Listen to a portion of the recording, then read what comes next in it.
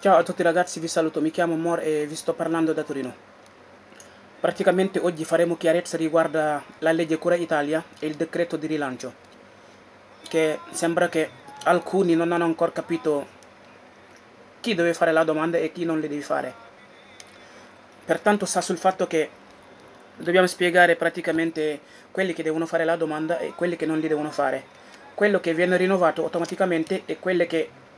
diciamo, rimangono con solo 2 mensilità di 600 euro.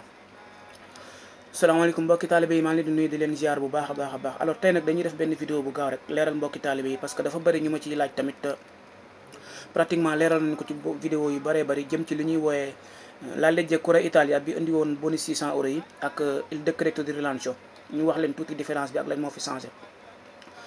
alors ñi yoroon partita IVA te déposé woon ci 600 euros yi pratiquement kañ fayoon leen ko mars ak avril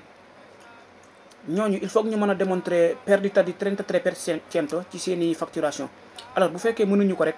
ñoom foofu la ñuy yem ci ñaari weer yooyu la ñuy yem jërul ñuy tenté waat beneen demande. stagionale yi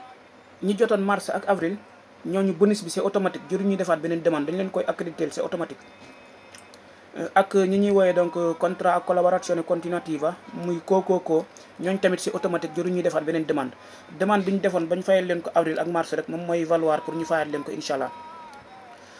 alors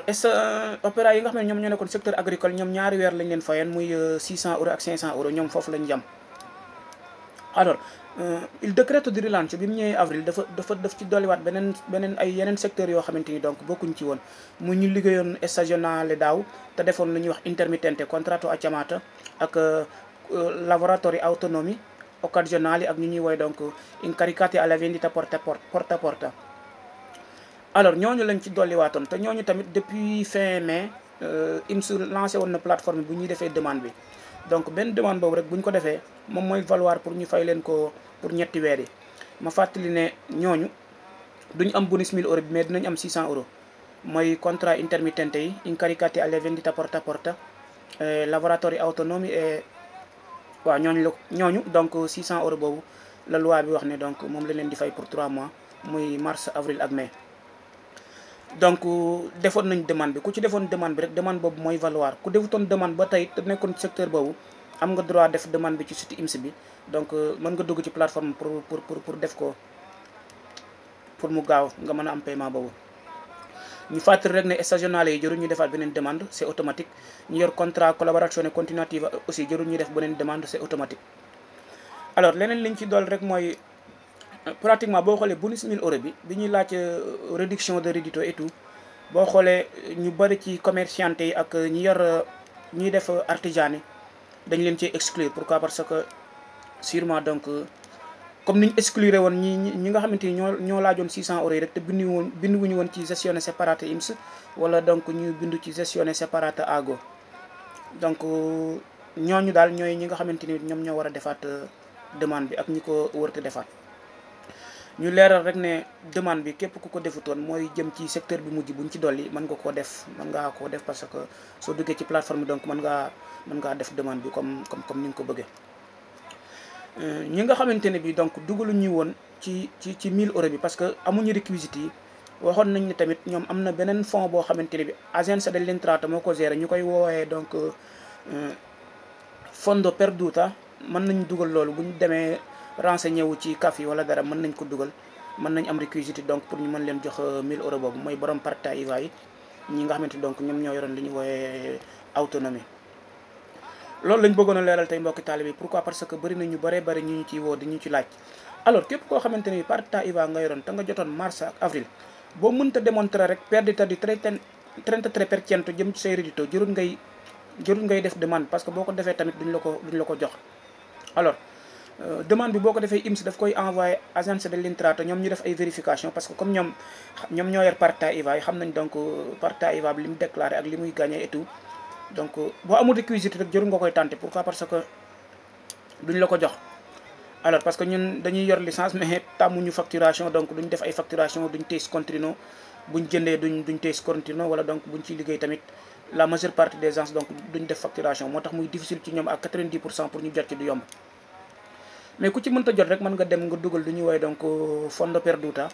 moom aussi 1000 euros la peut-être boo ko tentee yàlla mën na dogal nga bokk ci ñi koy am incha allah rabbi. ñu xam le ne daal catégorie gi ñu ci dolliwaatoon bi décréto di rilancio indi woon dolli ko ci moom mooy ñu ñuy wooyee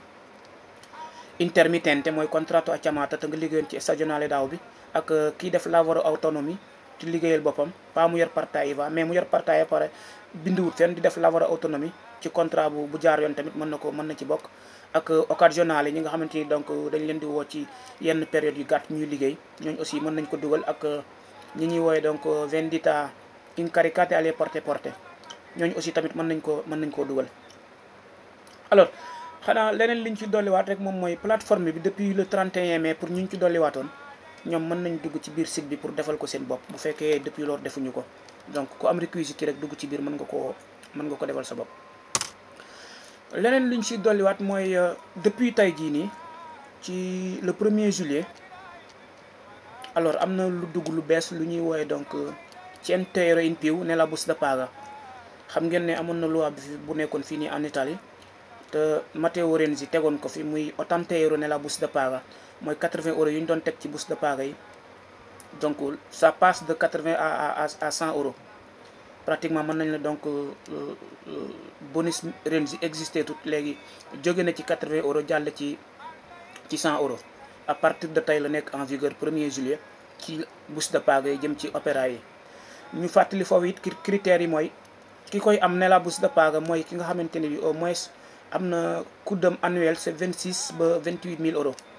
alors mën nga ne pratiquement legge bi lim concevoir mooy ki prende di più chi guadagni di più prendi meno chi guadagni meno prendi di più donc koo xamante ni bi opérateur nga lavoratore nga comme mbokki liggéeykat yi nekk ci dëkk bi donc koo xamante ni sa coût annuel ça passe de 26 à 28 000 di nga am accès ci alors bonus Renzi boobu léegi nga xam ne nekkatul 80 euros mais léegi 100 euros lay doon dinañ ko dolli ci busta paga yi à partir de tey donc nekk na en vigueur. alors leneen liñ ci dolli rek mooy am na benn communiqué bu ambassade Italie bi nekk Sénégal génne depuis démb di xamle ne mbokki taalibe yi nekk Sénégal te seen séjour jeexoon seen titre de séjour jeexoon alors ambassade bi ubbi na benn plateforme boo xamante ne bi il faut que nga def demande de visa yow mi nekk Sénégal wala Gambien bi nekk biir Sénégal wala peut-être Gambie il faut nga def donc demande de visa pour mën a ñëwaat te demande de visa boobu ubbi nañ benn plateforme ak benn link boo xamante ni bi c'est online mën nga dugg ci link boobu xam naa après ci suuf vidéo bi dinañ leen bàyyi link bi ci suuf pour ku bëgg a def sa prénotation mën nga jaar foofu pour déposer donc laaj ne da nga bëgg yu visa boobu comme ça bu ñu la convoqué nga yóbbu sa passeport ñu tamponné la visa boobu pour nga mën a ñëwaat. alors loolu nag ambassade Italie xam le ne moo ngi nekk en vigueur à partir de tey 1er juillet ci bépp vol boo xamante ni bi rek à partir de tey 1er juillet la jëm ci li ci kanam moom la nekk en vigueur. donc liñ ciy tënk rek mooy képp ku sa séjour jeexoon te nga nekk biir Sénégal da ngay dugg ci plateforme boobu nga enregistré wu laaj donc def demande de visa bu ko defee dinañ la jox convocation nga dem yóbbu sa passeport ñu tamponné la visa nga jënd sa billet mën a ñibbisi. d'ailleurs dinañ leen bàyyi lien bi nga xamante ne bi non seulement ce sera un peu difficile quand même mbokki taalibe yi dëkk hors de Dakar nekk ci région yi buñ maîtriser wu tamit la plateforme et tout dina doon lu xaw a difficile ci ñoom. mais peut-être du ñàkk ku rapproché wu ambassade bi nekk Sénégal Dakar di nga gën a am ay information mais li leer daal te officiel mooy ku sa séjour jeex daal te nga bëggoon ñëw Italie à partir du 1er juillet tey la démarré il faut nga dugg ci plateforme boobu noonu laaj visa bi bu ko defee ñoom donc demande booy def la ak rendez-vous ñu woo la boo demee donc ñu tamponné la visa bi nga mën a dagg sa billet ñëwaat incha allah rabbi xam naa dinaa leen bàyyi lien bi pour bu ngeen ko cliquer rek. ku nekk Sénégal te bëgg a def demande bi boo duggee ci lien bi donc xam naa ay page yooyu compiler rek pour ñu jox la rendez-vous c'est automatique après nga dem yóbbu sa passeport ñu tamponner le visa bi pour nga mën a ñibbi si waat incha allah rabbi ñu ngi leen di sant bu baax mbokki taalibe yi di leen gërëm jërë ngeen jëf.